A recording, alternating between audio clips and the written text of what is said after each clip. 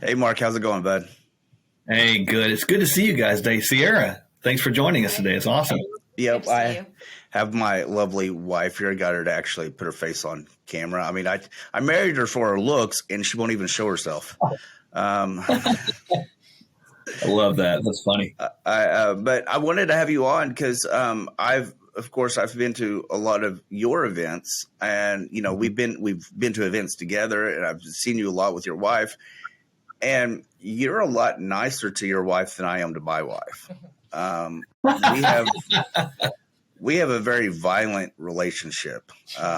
No punches or anything, but we like to make fun of each other because that's just the way we are. She's from Arkansas, so I am not from Arkansas. Oh, I'm there not you from go. Arkansas.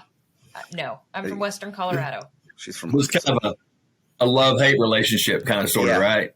Oh yeah, I couldn't. I think that's how we tolerate each other, or how she tolerates me, is because if you don't have a sense of smartassery, then you're not going to deal with me very well, because you have to have a sense of humor. God had a sense of humor to make me. So anyway, but I see you with your wife, and you're always. I mean, you always put her up on a pedestal.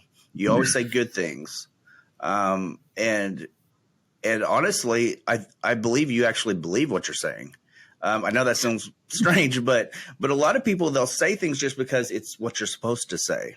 But I'm pretty good at knowing when somebody's full of crap, and you actually believe it. So I just wanted you to come and talk about it a little bit.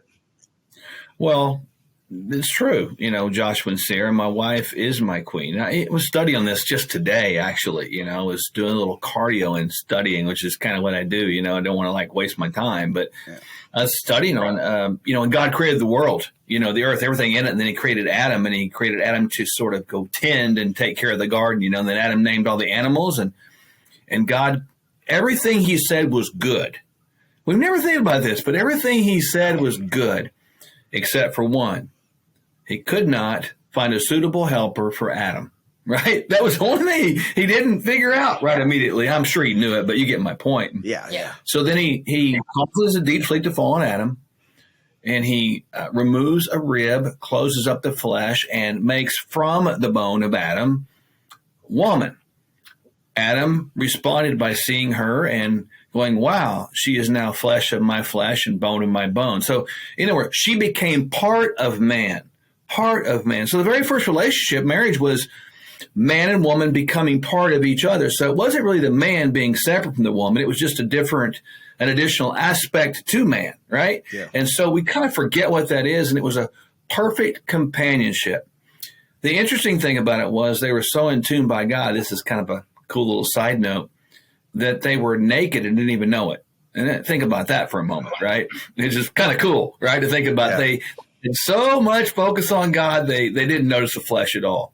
Yeah. But God created them different. And my wife is, to me, Eve to Adam. She was made for me, really, from me to complete me. And I really believe that, and I don't know if you guys know this, but I've been a part of 2 failed marriages years and years ago. And you go look at that and you go, man, I must be a damn failure. Well, okay, I know what failure is, Yeah. but you can't know victory until you know failure. You just don't have any perspective of that, right? Challenging stuff, and you can look back at things you do, things you say, choices you make, and some things are your fault, some things they aren't, but life is life. And the greatest decision we have next to, kind of yielding to the Lord as our Savior is our wife. Yeah. And so I'm going to honor my wife, and there's 2 things that I do in order on a daily basis, and I do them at home, I do them on the road, and I'm going to do them even though people that you would know, you guys would know, and I would know, told me don't do that because that's not a winning formula for campaigns. But I was going to do it anyway, which is going to say, I'm a Christian. But I always like, that word Christian is weird. I say, Jesus is my Lord and Savior. I'll say that.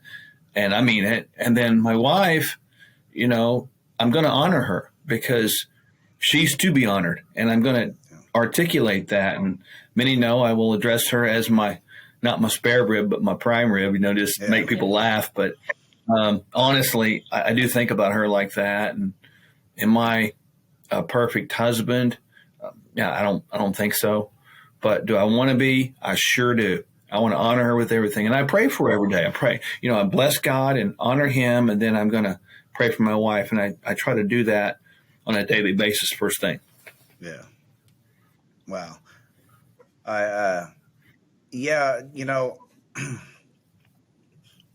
Like I was talking to you earlier, a lot of people will fault people that have been in divorces, and divorces are complicated. I've learned not to. I don't blame my ex-wives because I have two of them. Also, I mean, we were in law enforcement. It's kind of comes with the territory. We're naturally, seems like it. Yeah. I mean, we're natural assholes. We have, or at least we have that direct, take control, charge attitude, which a lot of people don't like. A lot of women don't like the complete honesty. They say they want it, but when you're actually honest, but I had to learn from the mistakes. And because I learned from the mistakes, I became wiser about my decisions, and what something small that may seem insignificant is huge to me. When we were first dating, she told me a white lie. It was nothing big and stuff. And I just said, nope. I was like, we don't, any lie is a lie. I was like, we will not have that. I was like, cause that's how everything starts. It's just kind of small and it'll grow up. I was like, the decisions you make today and don't make today do affect us later. And now he wonders why I can't keep a secret about gifts or anything like that. She tells me everything. It's okay. I think you'll find out not keeping secrets like that is actually a safer bet than keeping secrets, right? Isn't that funny? Yeah. I mean, granted, I'd like to be surprised one day, but it's nice to know that I can fully trust that my wife's going to tell me the truth. I'd never had that, with anybody. Well, and ultimately, you mentioned police officers in general. One of the very first thing I learned as a police officer is that you're a little unique in the way you think of things and the way you view life. And most people have no idea until they've done that before. And then people that have not done that before really can't grasp what that mindset is, because you see the best and the worst people on their worst day. It's never ever like, dials 911 to buy you a cup of coffee. It's just not happening. And so the way you live and the way you go through things, the way you process information is different. And then most people understand police officers have a gigantic heart. They hurt deeply. They hurt so deeply that they learn to sort of masquerade it or hide it. And then the person that sees it the most is the person closest to them. And sometimes, what they see is not really what they want to see. And then sometimes what you show is not really what you want to show, but it's who you are. And so it becomes a little bit of a weird deal. And then police officers are vulnerable too. They look for someone, a safe place, someone to understand them, potentially someone to see them and allow them to have their space to be quiet after they've seen somebody, blow their brains out, or you've seen somebody that's dead there. You can't get those images out of your head, but all those things factor in there. They really do. And it becomes a very challenging situation. And then you're right, Joshua and Sarah, people do tend to make judgment calls about marriages or failed marriages or divorce, but it's just a part of life. And even after prior to coming on, we were talking about David, King David. Well, now that guy is the epitome of a failed marriage, isn't he? Yeah. Committed adultery, and then he killed the person's husband that he had adultery with. I mean, come on, man. And then he married the lady anyway. Wow. And then the lady turns out to be the mother later on of Solomon. I mean, it's just crazy, but God's a forgiving God, and he restores things, and he can show you mercy, show you grace. Now, he didn't take away consequences all the time on earth, but he does show you some mercy and grace, and I'm grateful for that. Yeah. And you said something that is going over in my mind. You said we see the best and worst in people, but it's actually worse than that. We see the worst in the best of people. I mean, we see people that you wouldn't expect anything, and they pull a knife out on you. You know, they do something crazy. Yeah. And so it makes it where when you look at people, everything's an interrogation. Everything's an interview. Everything makes you think first that somebody's lying to you. And you know, it's funny, I was watching, you know, you were talking with Sierra there about telling the truth. It's like now, Sierra, probably after all these years, you go, well, yeah, I can kind of see how that is. You know, I can kind of see why that is. And police officers have this idea that when somebody lies to you, there's more lies to be had, because that's just what people do. And so it's like this way we're trained. We're trained investigators. And you know, to your point earlier, it's good to question things, because to not question things is not even wisdom, is it? You know, it's like we need to ask questions. Why is that? Why is that? Why is this? Yeah. Yeah. I question everything. And I've, you know, we're the opposite. It's almost like I'm the female and she's the male when it comes to communicating. She grew up in a family that her mom was narcissistic, true definition narcissistic, not, you know, some backward word, but like literally everything is about her. Everything's a lie. And he who wins the argument is the person who was the loudest. And nobody actually cares what you're saying. And me, I grew up in the opposite. Nobody talked to me. Nobody said anything to me. Nobody communicated to me. And people, my first two wives, I mean, I'm still, you know, I love my first wife to death. She's a good woman and stuff. Not in that way, you know, love, but she's really a truly good woman. Second wife, she didn't grow up any time that I could see her. She never, so I don't see her elevating. But they didn't communicate before they left. And people don't. And so I'm really big about it. If you don't talk about what's wrong, and I've told her this, and one time she tried to bring something up that bothered her about me when we were having an argument. And we had a really big argument coming from Colorado Springs at that event. And I told her, I was like, no, I said, I've said it from day one. If you don't tell me something's wrong, you can't hold it against me later, because I don't know to fix it. People don't know their own flavor.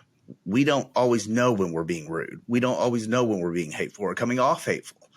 And so I make sure that if I have a problem with her, I do tell about it, which can be honestly a little too much at times, because I'm very open about what, you know, bold. You got to eat them. Blunt.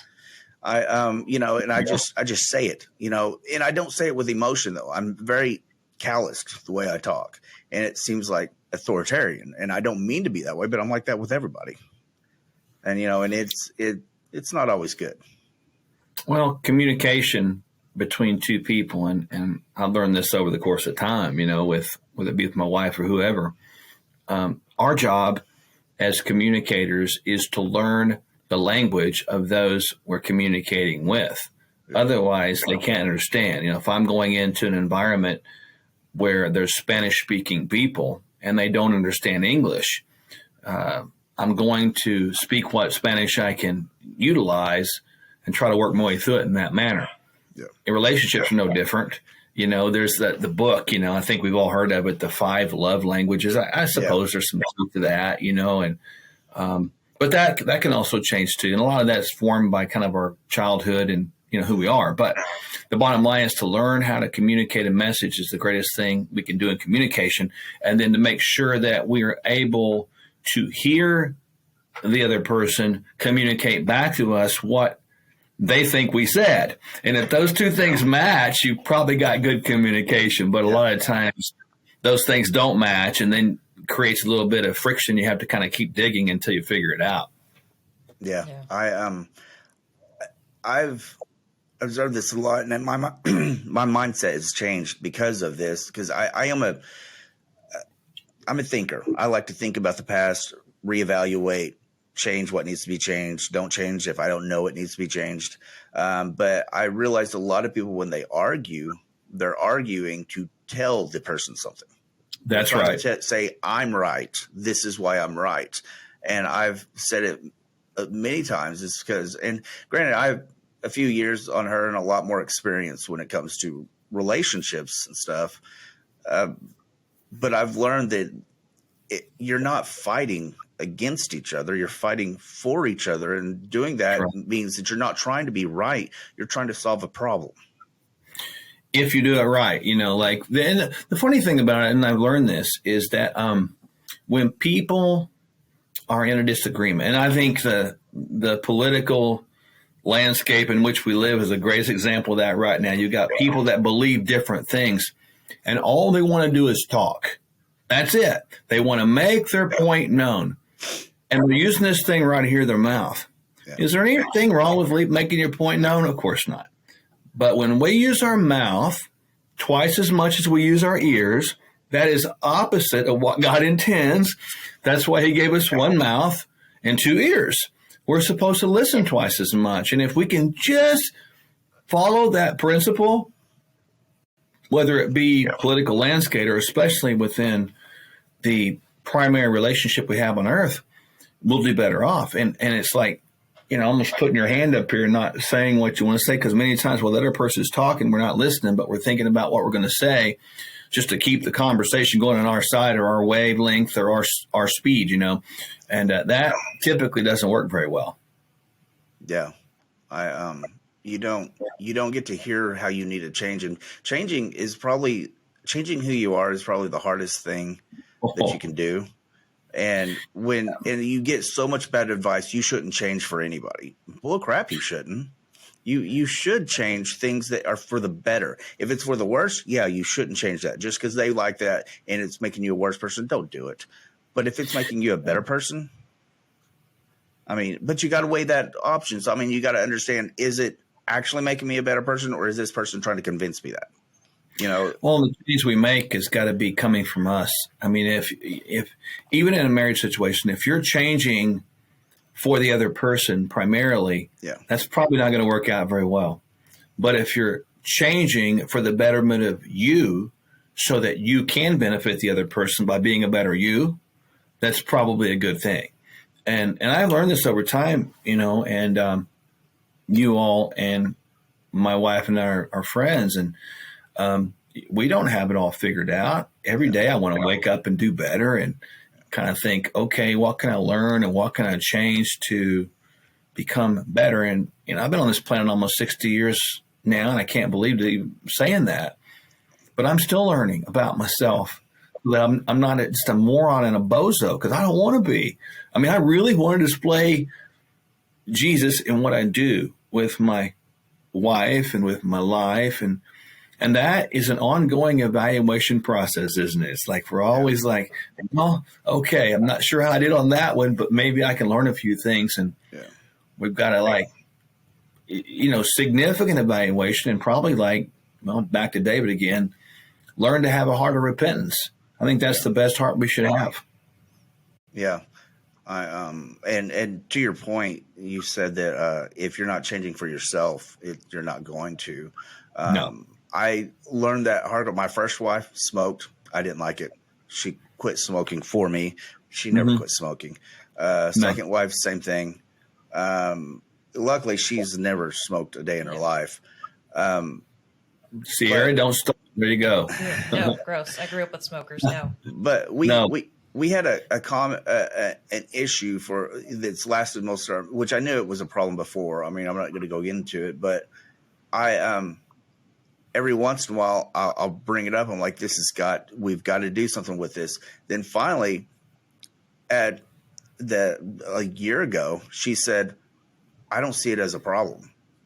That was the problem. She didn't see that she needed to change, so why would she change? And it makes sense.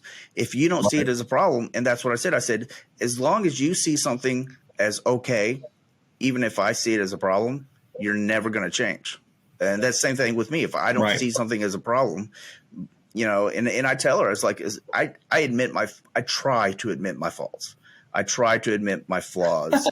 If I recognize them, and I self-evaluate a lot. But I tell her, I was like, you can say anything to me. If you have a problem with something I do, I was like, tell me, but I don't know to fix it unless you tell me. And then of course I'll always go with, is that a problem? But, and I also weigh if it's not a big deal either way to me, but it's a big deal to her, it's a big deal to me, so if that's right, because she is part of you. Yeah. And that's where there's a whole line that we have to, especially as men, that we have to really walk, because we're supposed to be leaders. And, I've said it before and say it again, because I really believe this. What goes on in your home might not be the husband's fault, all of it, but it's still his responsibility. That's a hard thing to grasp. But when we think about this whole idea of how we communicate and what we do, we have to have this ability to adjust and change and adapt to communicate what we need to those people that we're supposed to be standing in the gap for, and that is a big deal. And it's hard because, just as a lady's trying to support a man, the Bible talks about this idea of love and respect, where men need to love their wives, but men are a little odd like that. They want to be respected almost more than they want to be loved. It's a weird thing, and it's crazy how that works. But the Bible talks about that. And it's like a saying that I've used many times. It's like, we're different. Like, men are like waffles, one thing at a time. I got this box going here. I'm good. I'm focused here. When I get this done, I'm going to go to that. But women are like spaghetti. Everything's connected. You pick it up over here and it connects over here. It's the craziest thing. And I don't understand it, but it's like true. And so we have to learn that. And frankly, you don't learn that in a year or 2 or 3. It sometimes takes you 10 or 12, to learn that connectivity. Yeah. And it doesn't help that men are stubborn. We tend to. Most of the masculine men, I can't speak for the woke men or anything like that. I don't know what they think. But soy boy. There you go. The whole soy boy thing, where it's bad to be masculine. I don't, toxic masculinity doesn't exist. Mm-hmm. I mean, I said I actually said this on a podcast the other day. I was telling a gentleman, we were talking about that. And I said, it's not called mansplaining. It's called that guy's just a jackass. And he talks like that with other guys too. Yeah. And we tend to do that with women. We tend to talk to them the way we talk to other guys, or we're always talking like, if we're single, like we're trying to get something. And that's when I learned a long time ago dating. I was like, I knew how to date if I wanted a short-term relationship or a long-term. And I got to decide because based on how I approached the thing. I actually met her online. I tell people, because I'm not an online person, I never liked it, because I actually have the balls to ask a girl out. Guys don't do that now. I don't know if you knew that or not. They don't. It's hanging out. I've heard that. You don't understand it, but I have heard that. Yeah, it's all about hanging out and stuff. You can just go around it sideways about it, and then try to get something.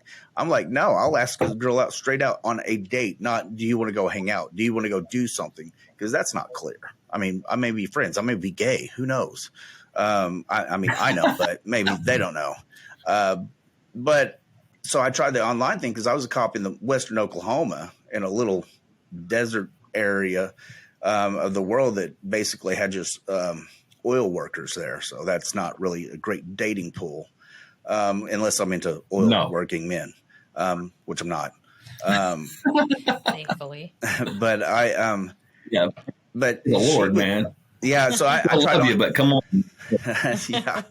So I tried dating online for the first time, and my very first, she was the first person I ever started talking to, but trying to talk to her was like trying to get a pearl out of a clam with no tools. I mean, she's like, okay, yeah, I like that. I'm like, you know where to go with that. But I asked this one girl out on a date. You know, she was really hot, blonde. She had these model pictures. They were like literally model taken pictures. And again, my bluntness came out, and I asked her because she got me to do Snapchat or something like that. And it was always at an angle and dark. And so I said, "Are you fat?" And she was like, "No." I was like, I'm not judging you if you are. It's just, I don't want to meet you and find out you're not this person I saw. Well, we go on a date, and there's a point to this story, I promise. We go on a date, and she lived in Fort Smith, Arkansas. Well, I was planning on moving back closer to this part of the country. And I take her out, and if she wasn't fat, she was 9 months pregnant. I mean, and she brought her kids. She had two other kids, and she said they were angels. She didn't tell me she was going to take them until I was almost there. And I was like, yeah, that's fine. I like kids, I guess. I knew nothing about kids. If they were angels, I mean, so was the devil. I mean, they were just, and so I lasted. I was being polite, and then she calls me and says, "So are we going to go out again?" I was like, "Oh no, I'm good." She's like, "Why not?" I was like, "Well, this just isn't going to work out." I was like, totally different personalities. So I text her and said, "I'm going to cancel this this online dating. It's not for me." And mind you, this was the worst online dating thing you could do at the time. It was Plenty of Fish, which is basically if you're trying to get lucky. That's what that website was for. But it was free. Yeah. And I tell people it was like putting your hand into a sewer and pulling out a diamond. That's what it was. I was like, the chances of it happening. But I text her, say, "I would love to take you out. I am interested in you. I was like, but I'm going to cancel this either way. And so we went out that following Tuesday, which this was like a Sunday. And mind you, my pickup line with her, getting back to where I didn't just go, I know how to go differently. I said, "Nice truck." Yeah, because I had a picture of my truck at the time. And it was just a basic Ford pickup truck. Oh my God. It was just a Ford. Well, the truck could be important. Yeah. So, I mean, it's just, I didn't approach it that way because I've been in them hookups. I've been in them short-term relationships. I've been in them dropping everything that I want because your friends, they know why your marriages are failing. Well, you're dating them too young and they're too attractive. So I dated somebody that was my age that was not nearly attractive. I mean, she was okay looking. She was cute, but she was horrible. I don't like girls my age. I just never did. And so I married somebody that, my first wife was 5 years. Then it's 8 years, and she's 11 years younger than me.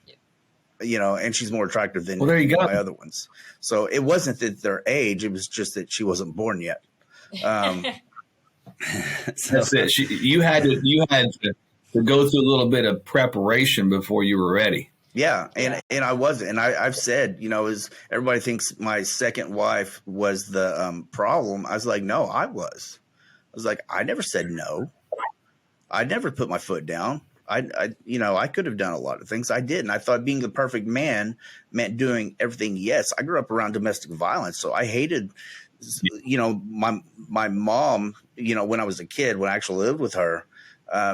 She never got her way. So I thought the way you take care of a woman is you say yes. Well, no. Do you keep handing candy to a fat kid? No.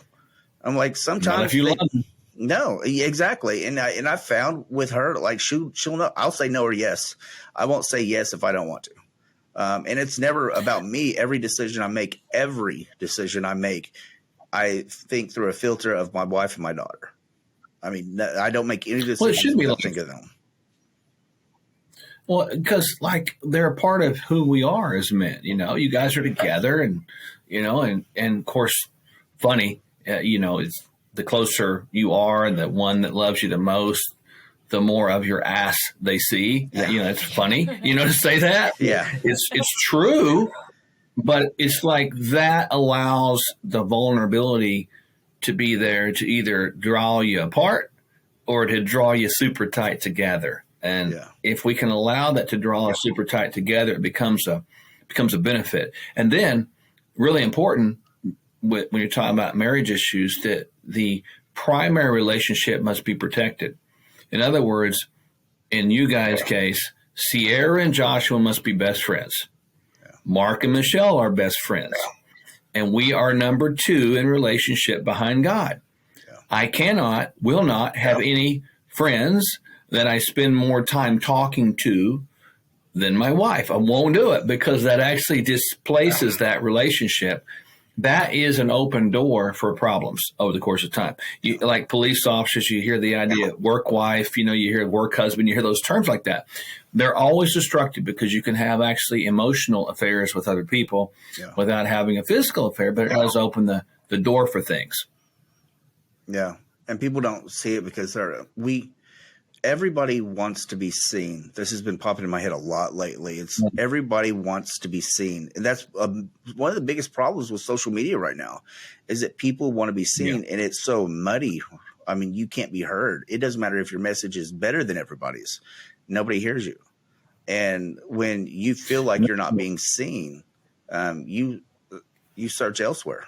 You try to get other people to see you. And when somebody does, I mean, you're like, I would never cheat, but and I know I would never because I've been in those situations, but everybody says that, not many people go out starting before they ever cheat saying, I plan on cheating. It becomes that. And I've been the other guy. I mean, when I was single, I was not necessarily the greatest person in the world. I didn't care. I thought I cared, but then whenever they showed me affection, I was like, well, I care a little bit. I care enough not to get caught. But now I'm like, man, that's horrible. I mean, it says a lot who you are. You're not just destroying that relationship. That's the least thing that you screw up. I mean, you're screwing that person up. I mean, because they start having issues. When we first got together, our very first date, she said, she starts telling me how she's a very jealous person, very territorial, her ex-husband, which is a great guy now. I mean, me and him are actually friends. Thanks to his new wife. His new wife changed, which changed him. Spouses, change a lot. Change people a lot for the better or for the worse.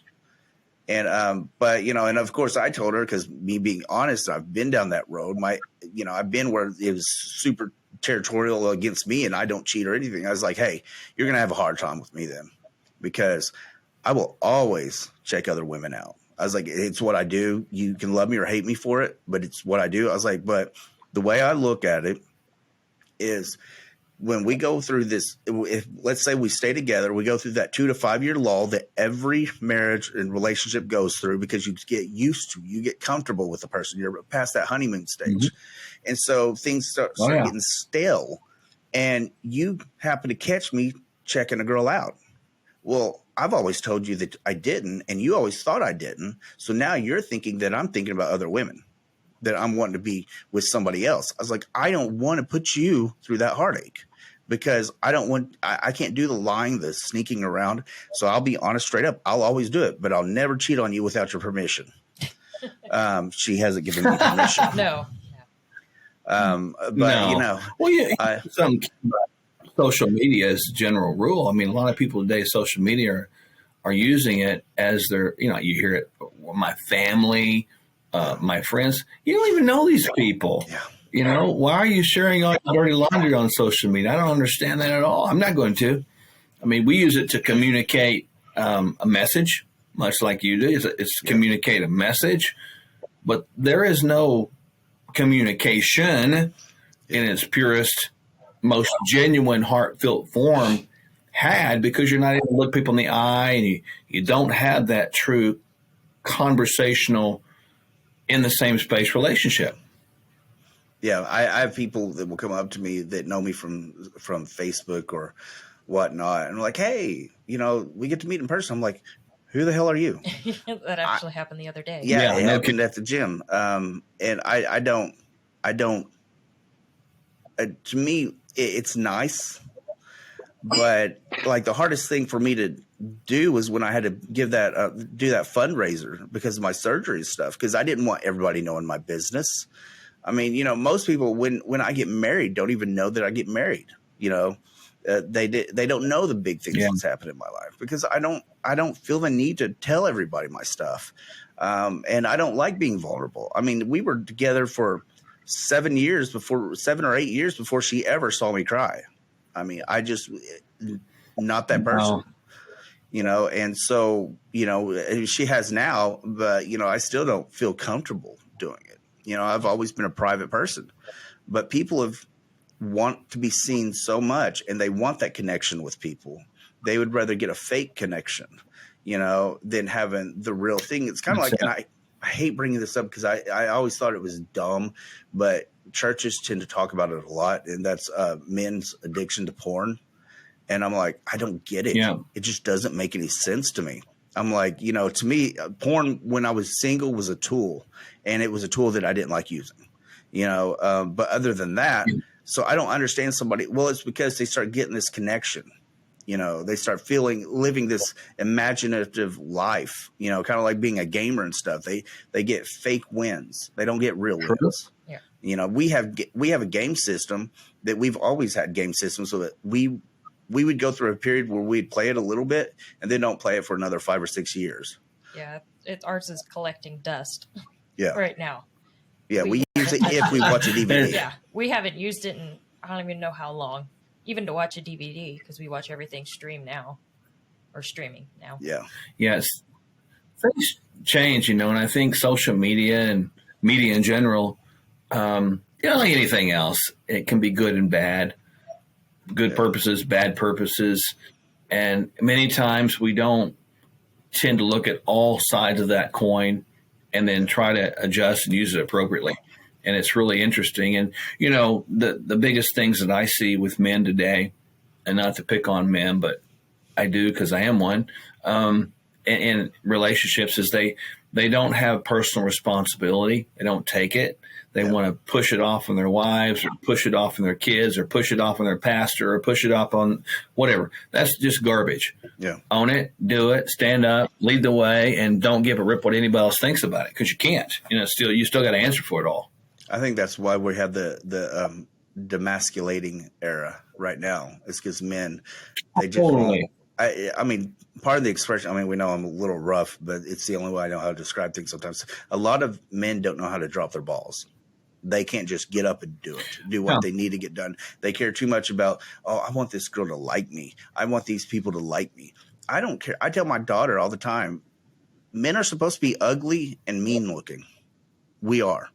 I mean, I just, you know, she's like, why do you work out? You know, why do you go to the gym? I was like, that way I can beat up anybody I need to. I was like, my job is to look big enough that I don't have to prove myself if somebody tries to mess with my family. You know, but yeah, it just. Well, and men standing up to the family is big. It really is. Like, you know, ultimately, today's idea of loving somebody is just so distorted, you know, and you get right down to it. What makes a man great? Yeah. A great man is one that honors God and honors his wife as himself, that puts God and his wife ahead of him and stands in the gap for them and will defend them, protect them at all costs, and provide for them. That's it.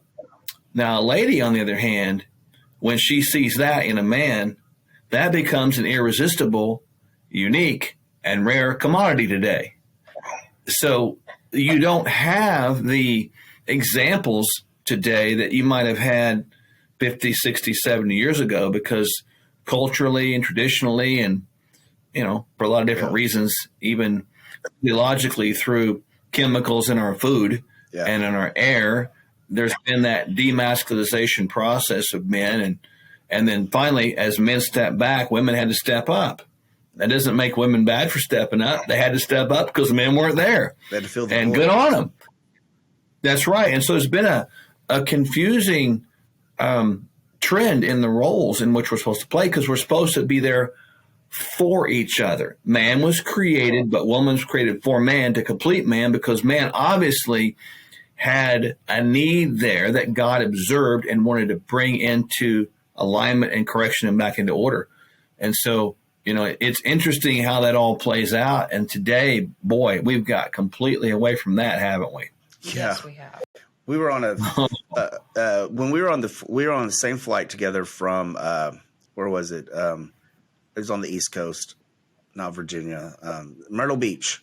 Myrtle Beach, South Carolina. I think we were on that same flight together because I introduced you to that couple that was sitting behind you. And what was funny, they were great people, but we were talking like I tend to do, and I mentioned about being the head of household and stuff. He said he thought that was a strange concept, that kind of old fashioned, because the man was the head of the household.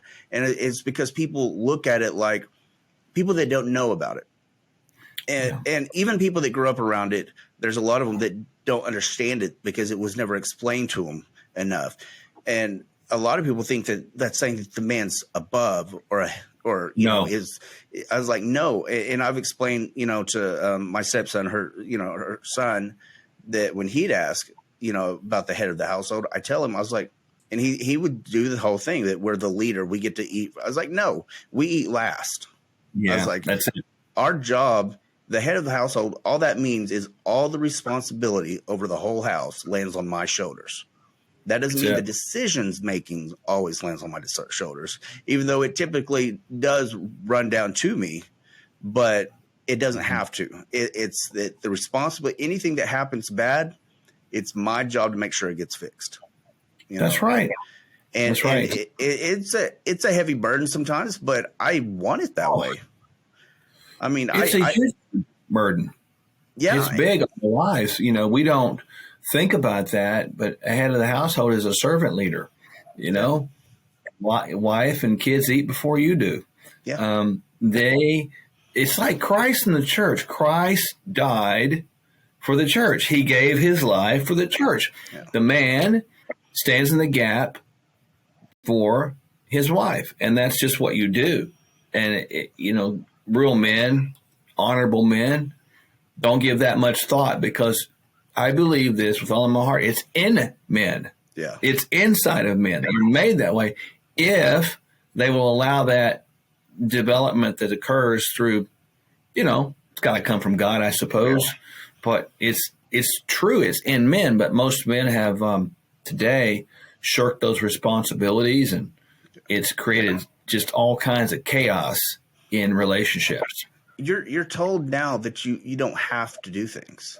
That's right. And it's true. You don't have to do them, but I mean, like, you don't have to take care of your kids. You can give them up for adoption, but that doesn't make it morally or ethically right. It doesn't make it the best decision. It doesn't give the best consequences.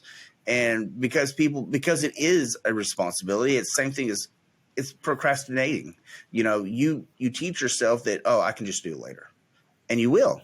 Well, you teach yourself as a man, well, I don't want to have to do that. I don't, she has never asked me to do something that I didn't do it right then. I make sure it's done.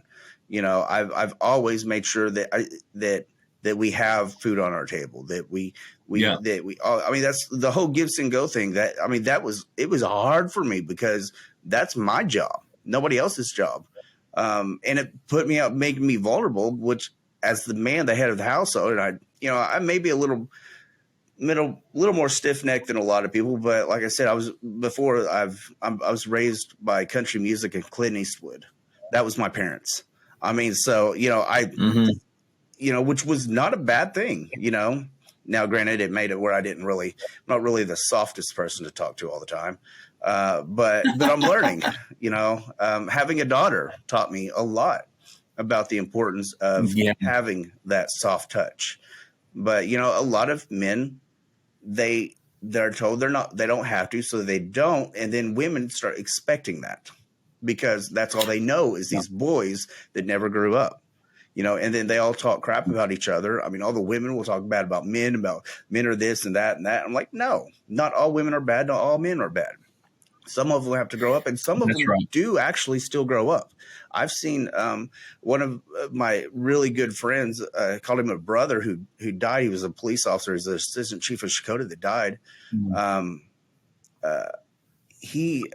His father, who he called a father, isn't his biological father, was a turd for a very long time, and then finally grew up. and when he did, he's one of the best men I've ever met. It's possible to get that point, and it's strange how I'm using sarcasm, facetiousness, saying it's strange, that men that don't grow up, that choose to skirt the responsibilities and say, I don't have to, versus men that do, you don't usually respect these men. And not just because of the way we think, but even people that think that men can do whatever they want, that they shouldn't have to do that. They tend to not respect them. They just don't want to admit why. It's because it's not a man, it's a child. Of course, when I was a child, you had to still do that. A lot of people today, whether it be men or women, we've just become adults that are still children. Yeah. And we've forgotten how to mature. And you're seeing a whole society that's being really dumbed down. Marriage is dumbed down, responsibility is dumbed down, manhood's dumbed down, womanhood's dumbed down, the whole couplehood's dumbed down. And we've got to get back to the basics, which exactly what we're talking about.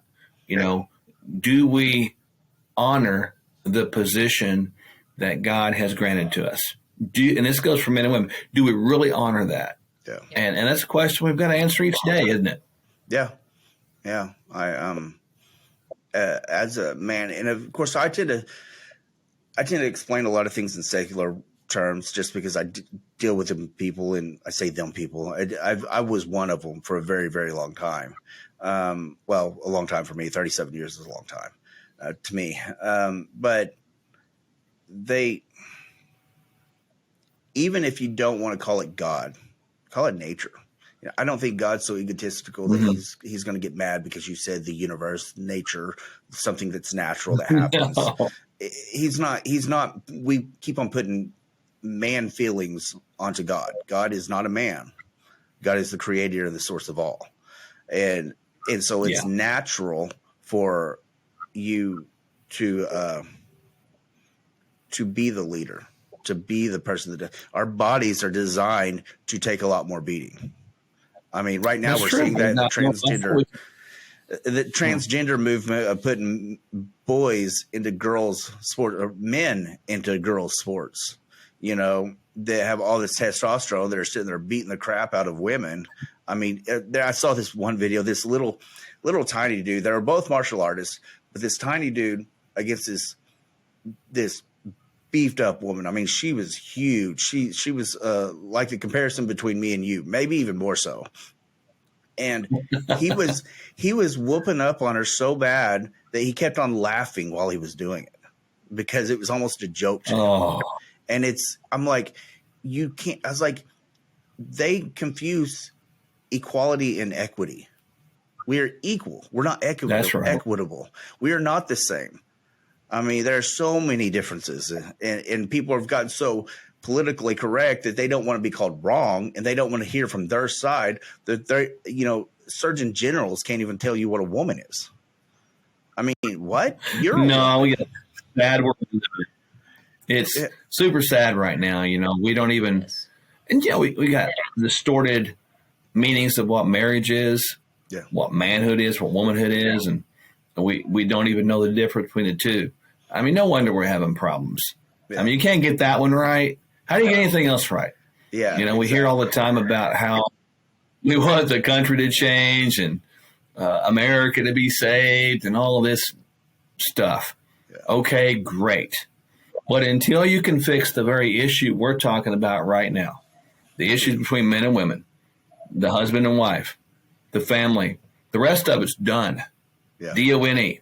And it won't matter because ultimately, where is the victory found at? It goes right back to the very beginning of man, where man's created, woman's created from man, and that was God's idea.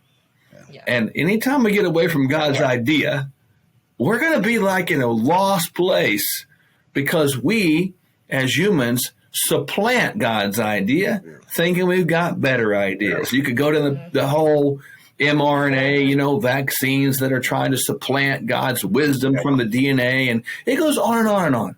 Yeah. And the school is so much smarter. They're better at teaching the kids how to be kids than you guys are. Yeah. The church is better about teaching kids biblical principles than you are. You see, it's like a transference of responsibility from God's original design, and therein lies a huge problem. And I just tell people, that's why I like having this conversation. I think that we get back right here, and just every day you wake up, every day, start over again with a fresh perspective and do it right that day. Because I don't know about tomorrow, man, but I got today. Yeah. And that to me that's why they call it the present, I guess. It's a gift. Yeah. Everything's about foundation. What was our foundation? What was it the idea started at? I mean, and that's why a lot of people will not look at their own foundation. And I've learned you've seen my Facebook post. I am good at fishing. I'm good at getting people pissed off and starting conversations. And I get a lot of the religious to show themselves. And I'll even call them out and say exactly what they're going to do, and they'll do it. Knowing that I just said that they were going to do this, and they did it because they're so scared to look at their own foundation because they don't want to see cracks in their foundation, and they realize that there's stuff that need to be fixed, so they just ignore it. Military, our foundation is to kill the bad guy, teach our soldiers how to put a bullet in that guy's eye. Now our soldiers are too concentrated on, well, can this guy shower with this girl? Well, he says he's a girl though, so he gets to shower with this girl. Yeah, I mean, it's just that we lose focus of what is the foundational principle. What is the idea of what we're dealing with? In marriage, our idea is to become 2 to 1, and you can take it religiously, and you can take it in spiritually, or you can even take it as in that's just the way it is. We're a unit. We're a single unit. We work together. Everything is about the other person, and people are so scared that the other person is going to take advantage that they start thinking about me, and when you start thinking about me, it's like when you're both leaning like this, but this person decides to think about me, it's like this, and pretty soon the whole thing falls, but if you're both concentrated on each other. Go ahead. There's an illustration that I learned a long time ago, and it stuck with me. And I don't remember where I heard it, but it's like this. 2 people aren't ready for that relationship until they can stand alone. They may not be happy. They might be lonely, but they need to stand alone and be self-sufficient. And they need to know how to pay bills and know how to say yes and no appropriately and know how to show up on time and, take a bath and clean clothes and clean house independently. Yeah. They want somebody, but they cannot need somebody. And that's super key because they're very content in who they are.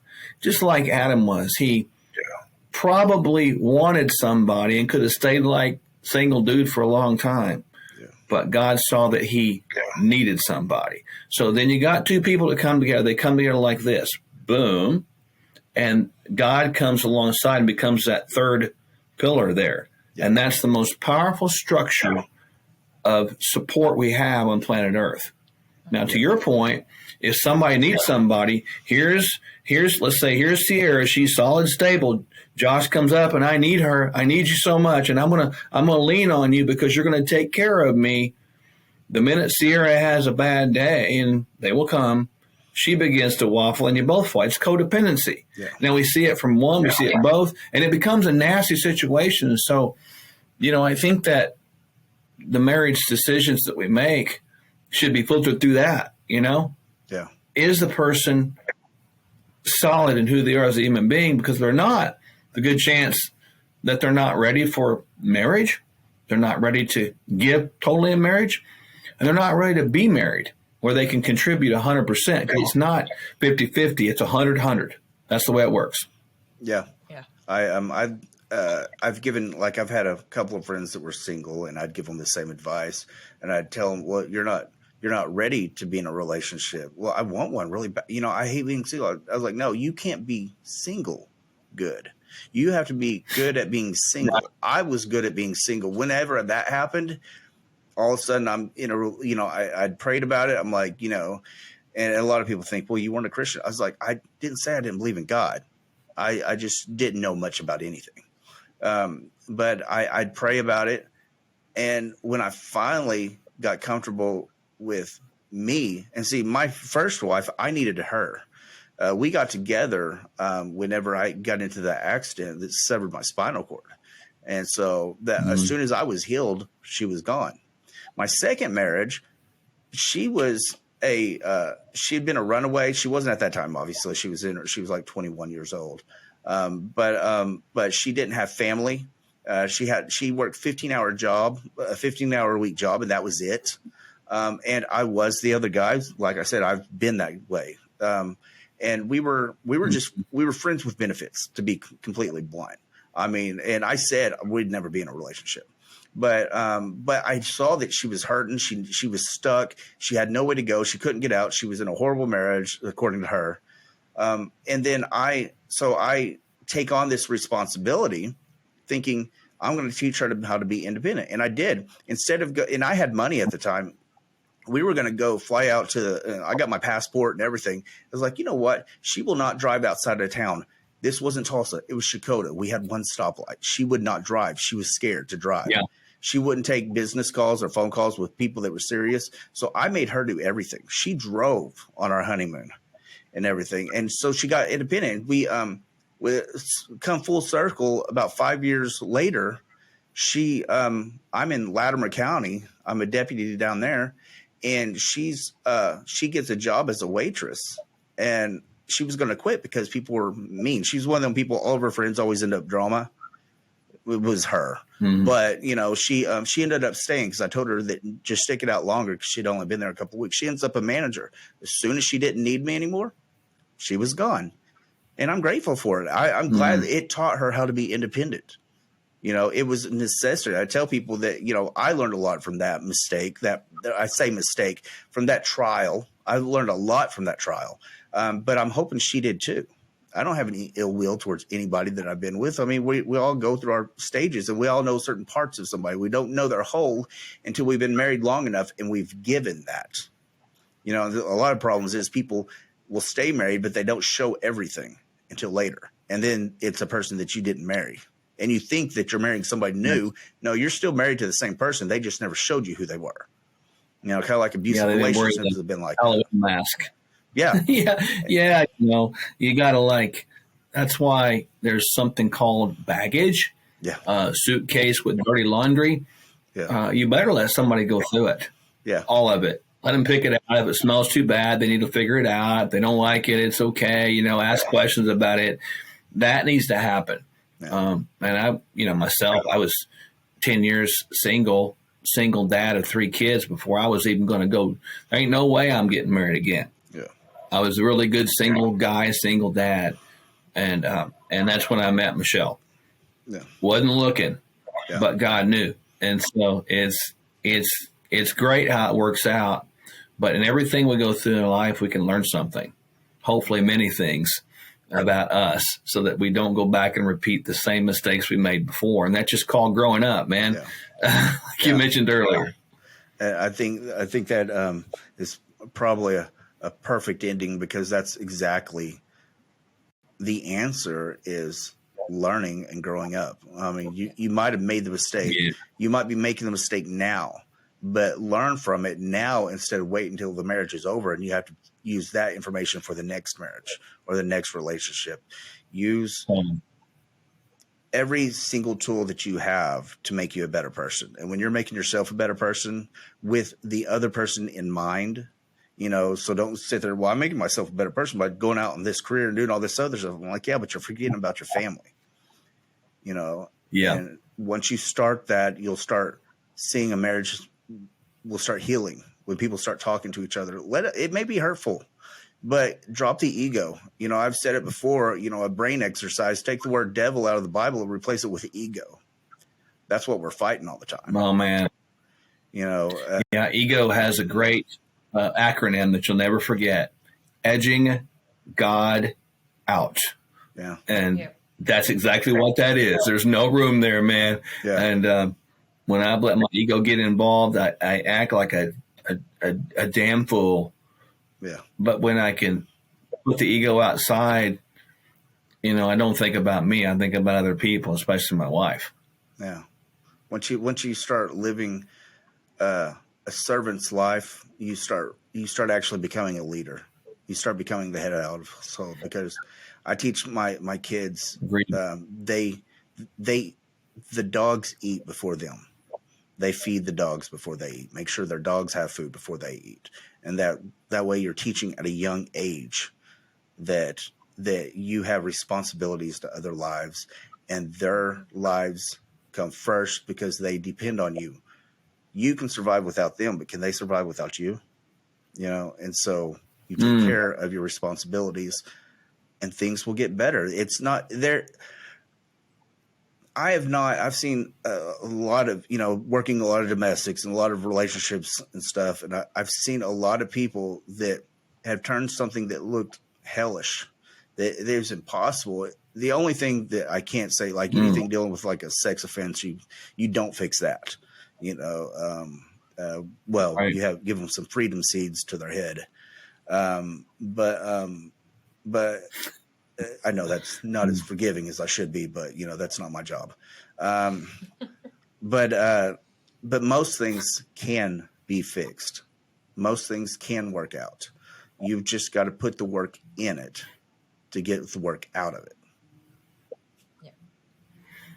It's a great word right there. It happens every once in a while. That's why we've got to get up every day, and it's good. We got to get up every day and put that effort in it, be intentional about it. That's kind of a 1, 2, 3 approach that I use. It's God, my wife, and then everything else. And if I can just keep that priority right, everything goes well with my soul. Yeah, exactly. Well, I'm going to go ahead and stop this. I got to learn how to. Thank you for sticking around till the end. Hopefully, I left you either enlightened, lightened, or moved by the experience. If you enjoyed what you saw, could you hit that like and subscribe button right there? And if you didn't, could you still hit that like and subscribe button right there so somebody else has the opportunity to not like what they saw? Thank you.